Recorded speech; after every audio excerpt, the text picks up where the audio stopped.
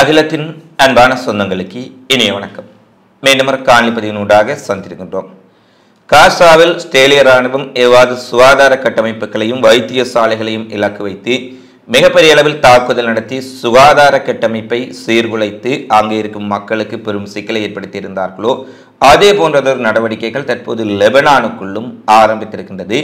லெபனானின் சுகாதார கட்டமைப்பு ஏறக்குறைய மிகப்பெரிய சிக்கலுக்குள்ளாக இருப்பதாக தற்போது ஆதாரங்களுடன் செய்திகள் வெளியாக இருக்கின்றது. அடுத்து ஹிஸ்புல்லாவினுடைய செய்தி தொடர்பாளர் கொல்லப்பட்டமைக்கு மிக கடுமையான பதிலடியை ஹிஸ்புல்லா கொடுத்துள்ளார்கள்.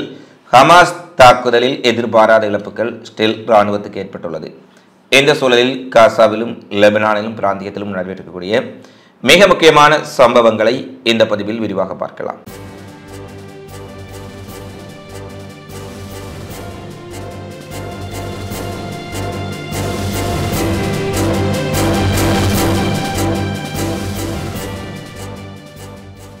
லெபனானில் கடந்த சில வாரங்களாக இஸ்ரேல் நடத்தும் தாக்குதல்களின்படி நவம்பர் 17 நிலவரப்படி, அதாவது நேற்று வரை வெளியான நிலவரப்படி, பொது சுகாதார அமைச்சகம் இஸ்ரேலிய படைகள் குறைந்தது 208 சுகாதாரத்துறை ஊழியர்களை கொண்டிருப்பதாகவும் அதில் 19 மருத்துவர்கள் 29 தாதியர்கள் உட்பட 208 சுகாதாரத்துறை ஊழியர்களை படுகொலை செய்திருப்பதாக குறிப்பிட்டிருக்கின்றார்கள். 321 பேர் காயமடைந்திருக்கின்றார்கள். மருத்துவமனைகள் மீது மட்டும் 66 தாக்குதல்கள் நடத்தப்பட்டிருக்கின்றன.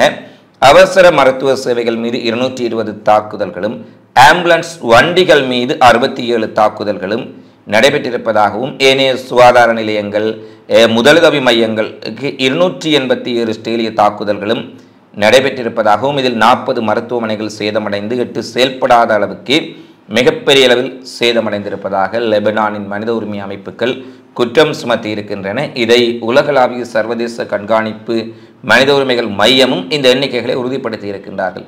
அதாவது ஏறக்குறைய சுகாதார கட்டமைப்புகள் மீது மட்டும் இலக்கு வைத்து ஆயிரக்கணக்கான தாக்குதலை இஸ்ரேல் இராணுவத்தினர் நடத்தி இருக்கின்றார்கள். 208 சுகாதாரத்துறை சார்ந்தவர்களை, மருத்துவர்களை, தாதியர்களை, ஆம்புலன்ஸ் டிரைவர்களை, முதலுதவி பணியாளர்களை, அங்கு காயமடைந்தவர்களை தூக்கிச் சென்றிருக்கக்கூடிய சுகாதார தொண்டர்களை என 208 பேர் அங்கு படுகொலை செய்யப்பட்டிருக்கின்றார்கள் என்ற துயரமான செய்தி தற்போது வெளியாக இருக்கின்றது. காசாவில் நடைபெற்றதை போல லெபனானிலும் சுகாதார கட்டமைப்பு கொஞ்சம் கொஞ்சமாக அளிக்கப்பட்டு கொண்டிருக்கின்றது. இதை அமெரிக்கா, மேற்குலகம் போன்ற நாடுகள், ஜனநாயகம் குறித்து பேசக்கூடியவர்கள் சிந்திப்பார்களா என்பதுதான் மிகப்பெரிய கேள்வியாக இருக்கின்றது. அடுத்து பெய்ரூட்டில் இஸ்ரேல் இராணுவம் நேற்று நடத்திய தாக்குதலில் ஹிஸ்புல்லாவினுடைய ஊடகத்துறை தலைவர் முகமது அஃபில் கொல்லப்பட்டதை அடுத்து ஹிஸ்புல்லா இஸ்ரேல் மீது மிக கடுமையான பதிலடி தாக்குதலை நடத்தி இருக்கின்றார்கள். கிரியாத் சோம்னா மற்றும் ஹைஃபா பகுதிகளை இலக்கு வைத்து மிகப்பெரிய அளவிலான ராக்கெட் ஏவுகணை தாக்குதல்கள் நடத்தப்பட்டிருக்கின்றன. இதில் கைஃபாவில் இருக்கக்கூடிய ஒரு அடுக்குமாடி குடியிருப்பு மிகப்பெரிய அளவில் சேதமடைந்திருக்கின்றது. அதேபோல் ஏற்பட்ட சேத விவரங்கள், உயிரிழப்புகள் குறித்து ஏனைய செய்திகள் வெளியாகவில்லை, இதுவரை வெளியாகவில்லை. ஹிஸ்புல்லாவினுடைய செய்தி தொடர்பாளர் முகமது அஃப் கொல்லப்பட்டமைக்கு பதிலடியாக இந்த தாக்குதல்கள் நடத்தப்பட்டதாக கூறப்படுகின்றது. அடுத்து ஈராக்கில் இருக்கக்கூடிய எதிர்ப்பு இயக்கம் இஸ்ரேலின் துறைமுக நகரமான ஈலாட் மீது ட்ரோன் தாக்குதலை நடத்தி இருக்கின்றார்கள். இந்த ட்ரோன் தாக்குதல்களில் குறிப்பாக ஆளில்லா விமானங்களை இடைமறிக்க இஸ்ரேல் முயற்சித்த போதும் அந்த முயற்சிகள் பலனளிக்கவில்லை என்றும் அது தோல்வியடைந்ததாக குறிப்பிடப்படுகின்றது. அதிலும் குறிப்பாக ஈராக் எதிர்ப்பு இயக்கம் ஏவிய ட்ரோனை மறைப்பதற்காக இஸ்ரேல் ஏவிய ஏவுகணை ஒன்று ஈலாட் நகருக்குள்ளேயே விழுந்து சேதங்களை ஏற்படுத்தியிருப்பதான செய்திகள் தற்போது பரபரப்பை ஏற்படுத்தி இருக்கின்றன. அதாவது ஈராக் எதிர்ப்பு இயக்கத்தினுடைய ட்ரோன்களை இடைமறிப்பதற்காக இவர்கள் செலுத்திய ஏவுகணை அது தவறுதலாக இஸ்ரேல் பகுதிக்குள்ளேயே வீழ்ந்திருக்கின்றது என்ற மிகப்பெரிய அதிர்ச்சி வெளியாக இருக்கின்றது. இதற்கு தொழில்நுட்ப கோளாறு தான் காரணம் என IDF அறிவித்திருக்கின்றார்கள். இது தொடர்பான விசாரணைகளையும் தாம் ஆரம்பித்திருக்கின்றோம் என்ற செய்தியை அவர்கள் வெளிப்படுத்தி இருக்கின்றார்கள். அடுத்து செங்கடல் சென்று கொண்டிருக்கக்கூடிய இஸ்ரேலின் உடைய சார்பான கப்பல்கள் மீது ஏமன் அருகே தாக்குதல் நடத்தப்பட்டிருப்பதாக கவுதி படை அறிவித்திருக்கின்றார்கள். குறிப்பாக பாப் எல் மந்தாப் ஜலச்சந்தியில் 2 அமெரிக்க நாசகார கப்பல்கள் பல ட்ரோன்களினால் தாக்கப்பட்ட பின்னர் ஒரு வாரம் கழித்து இஸ்ரேல் சார்புடைய கப்பல் ஏமனுக்கு அருகில் சென்று கொண்டிருந்த போது தாக்குதலுக்குள்ளானதாகவும் பாலிஸ்டிக் ஏவுகணைகளை கொண்டு நடத்தப்பட்ட தாக்குதலில் கப்பல் சேதமடைந்திருக்கின்றது என கவுதி படை தெரிவித்திருக்கின்றார்கள். ஆனால் கவுதி படையினர் நடத்திய தாக்குதல்களை தாங்கள் இடைமறித்து அழைத்து விட்டோம், கப்பல் பாதுகாப்பாக திரும்பி இருப்பதாக ஸ்டேல் கூறியிருக்கின்றார்கள். இருந்தபோதிலும் சுயாதீனமாக இந்த தாக்குதலில் கப்பல் சேதமடைந்ததாக ஸ்டேல் சார்பு கப்பல் இல்லை என்ற விடயங்களை உறுதிப்படுத்த முடியவில்லை என்பதுதான் தற்போது இருக்கக்கூடிய நிலைமையாக இருக்கின்றது.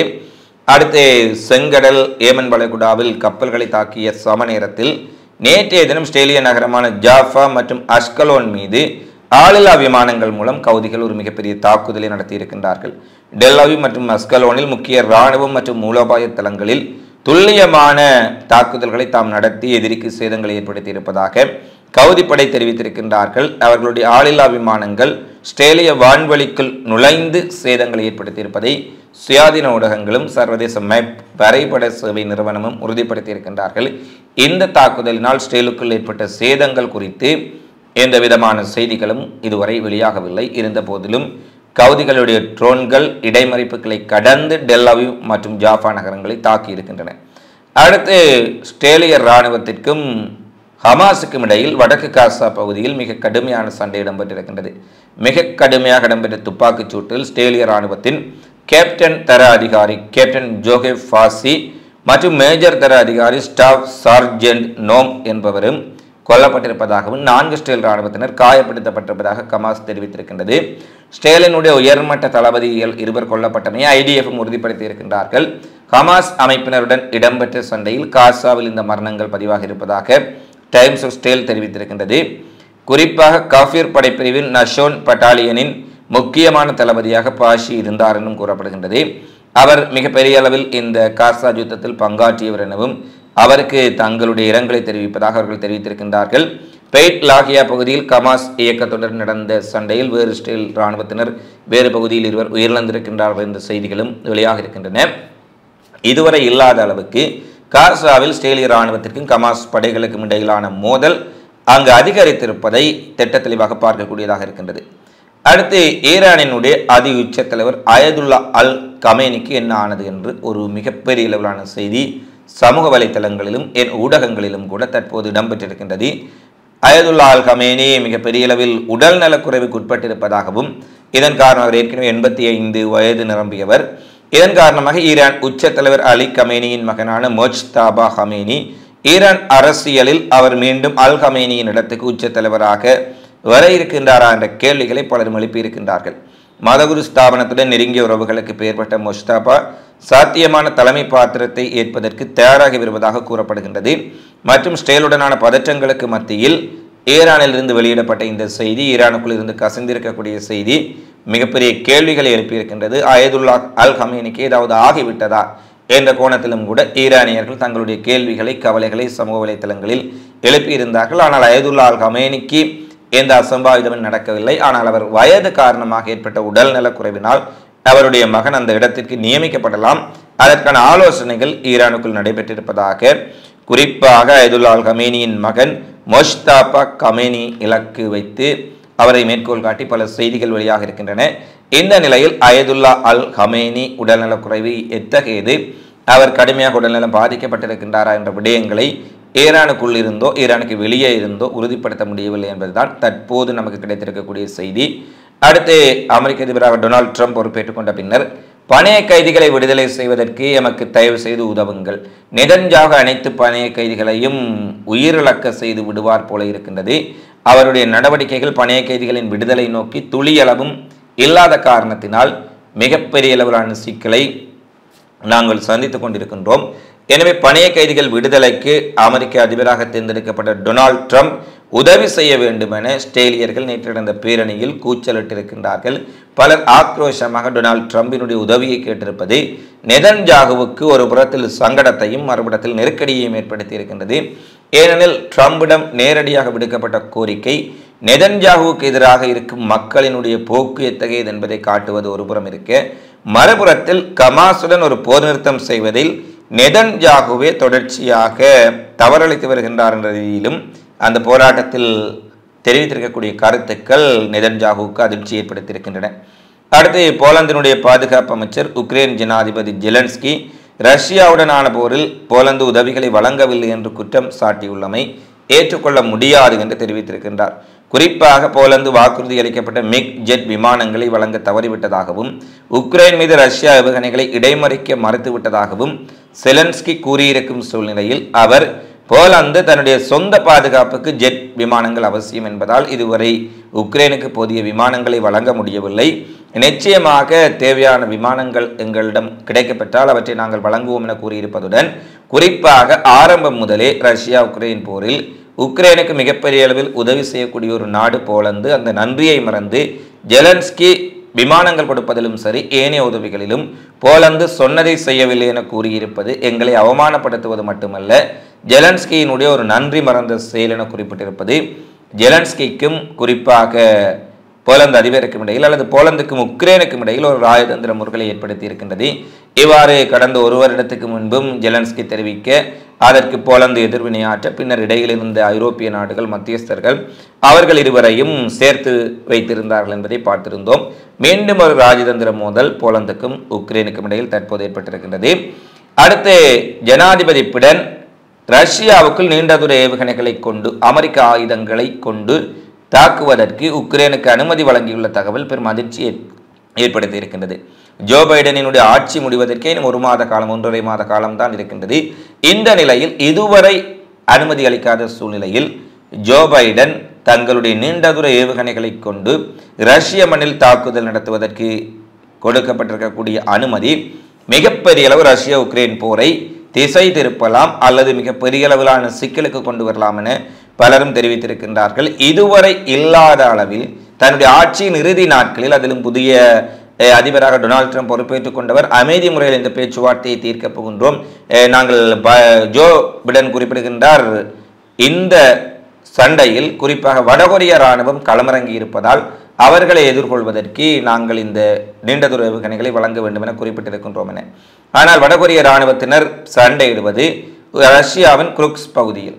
ஆனால் ரஷ்யாவுக்குள்ளே இருக்கக்கூடிய பல பகுதிகளை தாக்கும் திறன் கொண்ட ஏவுகணைகளை வழங்கிவிட்டு ATCMS ராக்கெட்டுகளை 190 மைல்கள் வரை சென்று தாக்கக்கூடிய ஏவுகணைகளை கொண்டு தாக்குதல் நடத்தலாம் என கூறியிருப்பது டொனால்ட் ட்ரம்ப் கூறியதற்கு மாறான விடயமாக பார்க்கப்படுகின்றது. ஏனெனில் டொனால்ட் ட்ரம்ப் ஏற்கனவே புடின் தரப்புடன் ஒரு நெருக்கமான உறவை கொண்டிருக்கும் நபராக இருப்பதால் சமாதான பேச்சுவார்த்தை ஊடாக இது தீர்க்கப்படலாம் என்ற கேள்விகளுக்கு மத்தியில் ஜோ பிடன் இந்த உத்தரவு வந்திருக்கின்றது. இது இந்த பிராந்தியத்தில் உக்ரைன் ரஷ்யா மட்டுமல்ல ஒட்டுமொத்த உலகிற்கும் ஒரு ஆபத்தான முடிவை ஏற்படுத்தக்கூடிய ஒரு அறிவிப்பாக இருப்பதாக ரஷ்யாவினுடைய பாதுகாப்பு அமைச்சகம் தெரிவித்திருப்பதுடன் ரஷ்யா தன்னுடைய இறையாண்மை மீறப்படும் பொழுது எந்த எல்லைக்கும் சென்று அதற்கு பதிலடி கொடுப்பதற்கு தயாராக இருக்கின்றார்கள் என்பதை அமெரிக்காவுக்கும் உக்ரைனுக்கும் ஐரோப்பிய ஒன்றியத்திற்கும் நாங்கள் தெரிவித்துக் கொள்ள விரும்புகின்றோம் என ரஷ்யாவுடைய பாதுகாப்பு கவுன்சிலினுடைய தலைவர் டிமிட்ரி பெத்தேவ் அவர்கள் குறிப்பிட்டுள்ளமையும் இங்கே முக்கியமாக இடம் பிடித்திருக்கின்றது. இவைதான் இன்றைய நாளில் வெளியான மிக முக்கியமான செய்தி பதிவுகளாக நிகழ்வுகளாக பதிவாக இருக்கின்றன. தினம்தோறும் உலகெங்கு நடைபெறும் செய்திகளை உடனுக்குடன் அறிந்து கொள்ள அகிலத்தோடு இணைந்திருங்கள். இந்த காணொலி பதிவு தொடர்பிலான உங்களது மதிப்பான கருத்துக்களை தவறாமல் கமெண்ட்ஸில் பதிவிடுங்கள் என கேட்டுக்கொண்டு எங்களுடைய அகிலத்தினுடைய அன்பான சொந்தங்களுக்கு மிக முக்கியமான ஒரு அறிவிப்பு ஒன்றையும் தர இருக்கின்றோம். எங்களுடைய அகில மீடியா டீம் வாட்ஸ்அப் சேனலில் பாலஸ்தீன இயக்கங்களுக்கு ஆதரவான குறிப்பாக ஹமாஸ், ஹிஸ்புல்லா, ஈராக் இயக்கம், கவுதிகள் போன்ற பாலஸ்தீன ஆதரவு இயக்கங்களினுடைய வீடியோ பதிவுகளை தொடர்ச்சியாக நாங்கள் பதிவேற்றியதன் காரணமாக எங்களுடைய வாட்ஸ்அப் சேனல் அகில மீடியா டீம் விரைவில் முடக்கப்பட போவதான அறிவிப்பை தற்போது வாட்ஸ்அப் நிறுவனம் எங்களுக்கு அதிகாரபூர்வமாக அனுப்பியிருக்கின்றார்கள். எனவே மிக விரைவில் எங்களுடைய அகிலம் மீடியா டீம் வாட்ஸ்அப் குழுமம் முடக்கப்படும் ஆபத்தில் இருப்பதால் எங்களுடைய புதிய வாட்ஸ்அப் குழுமத்தில் நீங்கள் இணைந்து கொள்வதன் ஊடாக தொடர்ச்சியாக யூடியூப்பில் பதிவேற்ற முடியாத செய்திகள், காணொலிகள், உடனுக்குடனான தகவல்களையும் அந்த வாட்ஸ்அப் சேனலில் அகிலம் மீடியா நண்பர்கள் என்ற வாட்ஸ்அப் சேனலில் நீங்கள் பெற்றுக்கொள்ள முடியும் என்பதை தெரிவித்துக் கொண்டு அந்த வாட்ஸ்அப் சேனலுக்கான லிங்க் டிஸ்கிரிப்ஷனிலும் முதலாவது கமெண்ட்ஸிலும் கொடுக்கப்பட்டுள்ளது என்பதையும் நாங்கள் உங்களுடைய கவனத்திற்கு தெரிவித்துக் கொள்கின்றோம். புதிய வாட்ஸ்அப் சேனலில் இணைந்து கொண்டு நீங்கள் தொடர்ச்சியாக அனைத்து தகவல்களையும் பெற்றுக்கொள்ள முடியும். இந்த காணொலி பதிவு தொடர்பிலான உங்களது மதிப்பான கருத்துக்களை தவறாமல் கமெண்ட்ஸில் பதிவிடுங்கள். நன்றி, வணக்கம்.